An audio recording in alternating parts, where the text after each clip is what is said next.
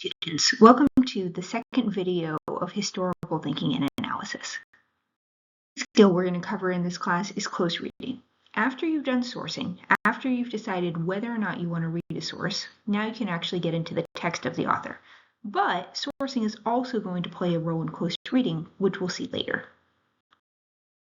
Whereas the goal of sourcing was to determine the reliability of a source, close reading is about being able to do three things, some of which take place while you're reading, and some of which are about interpreting your conclusions and deciding how to use them in your writing afterwards. The first thing you're going to be able to do is about summary, no matter how complex the document is. You'll be able to identify an author's claims, evidence, and language choices. Then you'll be able to analyze why an author made those claims, emphasize certain pieces of evidence over others, and chose those particular words to get their point across. And then finally, after you've close read, you're going to take all of those conclusions and use them to craft your own argument. To help with all of that, we have 4 questions on our close reading poster. The first one is about claims. What claim does an author make? A claim is something an author says. They might clearly state their argument, or you might have to piece it together from the text. You can pick out little claims, or you can pick out the overarching thesis statement an author makes. Then we have what evidence does an author use? What language, words, phrases, images, symbols does the author use to persuade their audience? And then finally, how does the document's language indicate the author's perspective? The last question is special, and I'll explain why later in this video. Let's jump into an example. We're going to take a look at a document by a man named Jia Yi, who wrote a book called The Faults of the Qin. But, and I hope you guys saw this coming, we're actually not going to start with close reading. We're going to start with sourcing. Here's a little bit of background information about the Qin dynasty. That's our question, what caused the fall of the Qin dynasty, and the author of this book, The Faults of the Qin, a man named Jia Yi. So here's some sourcing information. The Qin dynasty ruled China from 221 to 206 BCE. After the Qin dynasty fell, it was replaced by the Han dynasty. Jia Yi was a Chinese poet and government official during the Han dynasty. In fact, he worked for the Han dynasty. Like most other Han dynasty officials, Yi was a scholar of Confucianism and opposed the dominant philosophy of the Qin dynasty, which was known as legalism. So take a moment to consider, do you think this text is reliable for our central question, what caused the fall of the Qin dynasty? You have the sourcing poster here to help you make your decisions. Don't forget to include each factor individually. Here's what I noticed. I can see some pros and cons to using this source. Jia worked for the government that came after the Qin. That could make him more reliable. As a member of the Han dynasty, he is familiar with how the government operates and probably has access to records for his research. However, Jia believes in an opposing philosophy, and that may lead him to see the Qin dynasty negatively. He may blame the Qin for the fall of their government, even if there are other external explanations, because he believes in Confucianism, while people in the Qin dynasty followed the policy of legalism. I think I'm going to use this source, but think cautiously about the reasons Jia Yi gives and consider what he might be leaving out.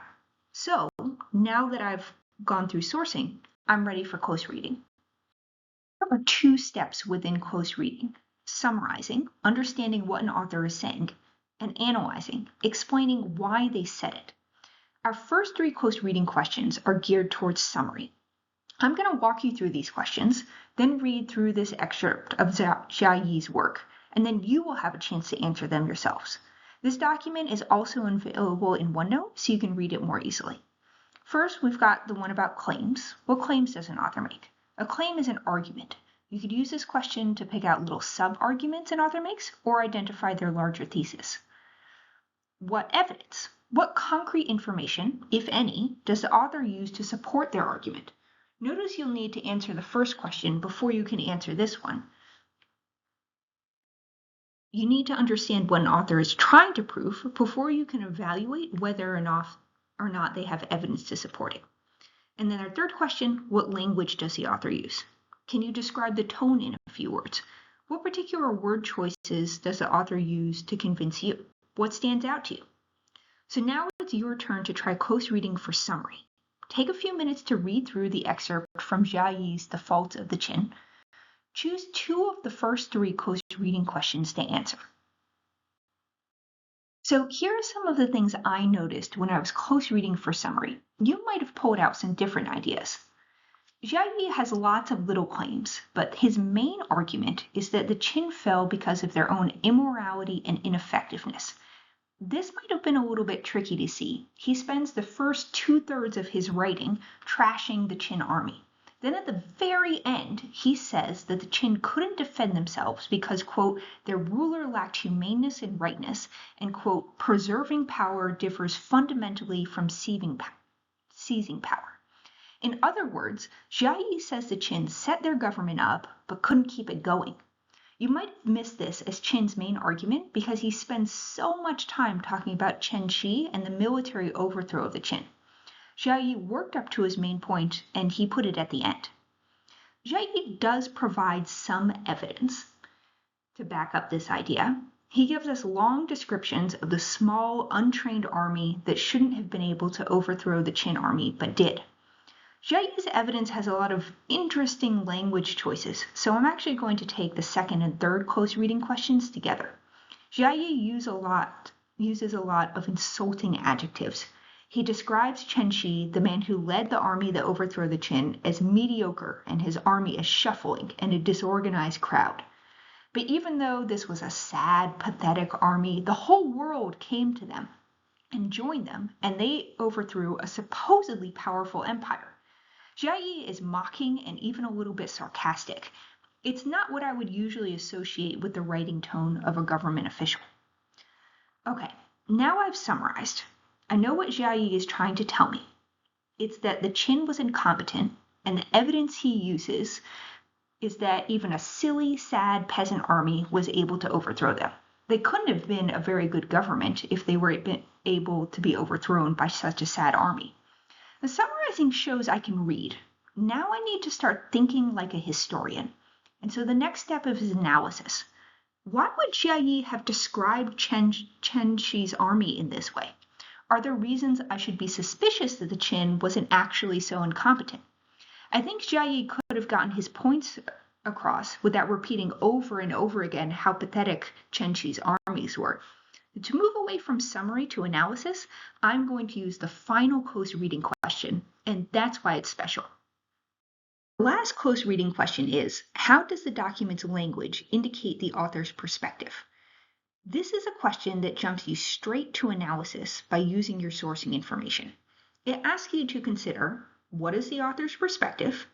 And based on that, how does the way this author sees the world influence what they choose to write down and why they wrote it down? How can we explain a choice that the author makes? Let's try to do that here. Think back to your summary. We know that Jia Yi wasn't very complimentary towards the army that overthrew the Qin. And think back to what you know about Jia Yi's background. I've repeated the sourcing information over on the left-hand side.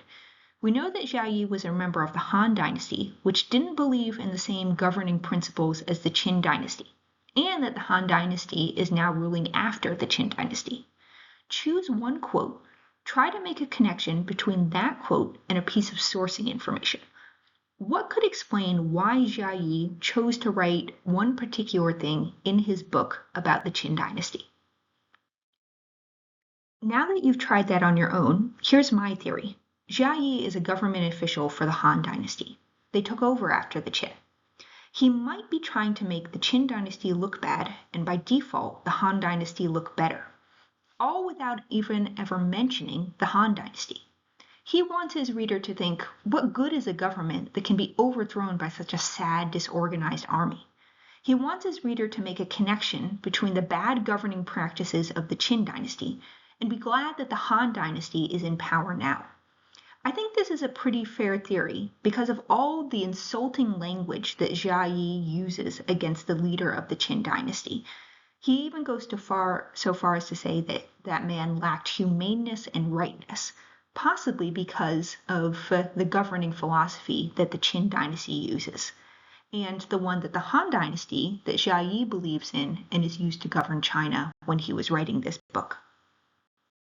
So now you've used your close reading questions for two things. You've summarized by identifying the author's claims, evidence, and language choices. And you've analyzed. You've taken a claim or a piece of evidence or a language choice and explained why an author made that claim, emphasized that evidence, or chose that word to get their point across. Now, our last step is to take this out of pure analysis and think about how we would put our conclusions in writing. Let me show you an example. So let's say now it's time to answer our central question. What caused the fall of the Qin dynasty? We've got this source that for a lot of reasons was reliable, but we've identified some potential problems, and those turned out to be right when we got into reading the document. I have two statements here. What I want you to do is tell me which sentence takes into account not just your summary of Jia Yi, but your analysis of Jia Yi, and why you choose that sentence. Option 1 is the Qin dynasty fell because they were incompetent and couldn't stand up to an untrained peasant army. Option number 2, the Han dynasty argued the Qin government fell because they were incompetent and couldn't stand up to an untrained peasant army. Before you answer, think about what the difference is between these two statements and which of them you think you would feel more comfortable providing evidence to back up. The second option is written using the conclusion that you drew from analyzing. It takes into account that the explanation we have for the fall of the Qin dynasty, that their government was bad, that they weren't even able to stand up to an army that was poorly organized, that explanation came from a particular perspective, someone from the Han dynasty, the government that came right after. Jia Yi might be right, but I had concerns about his perspective at the sourcing stage, and those turned out to be right once I got into close reading. I can't adopt Jia Yi's whole argument and all of his evidence as my own. I need to tell my reader where that information came from so that they can evaluate the truthfulness as well. And I do that by including a phrase before a summary. Here's what the Han dynasty is arguing, not just what I'm arguing. So that's the close reading process. Summarize, analyze, and then think about, based on those conclusions, what you want your own writing to look like. There are a lot of steps to this, and now you're thinking that close reading might be complicated for reasons that you didn't expect at the beginning of the course. So here's one main idea to keep in mind if all of that process seems intimidating. Authors make choices. Historians explain why authors make those choices, and the close reading is the process that we use to do that.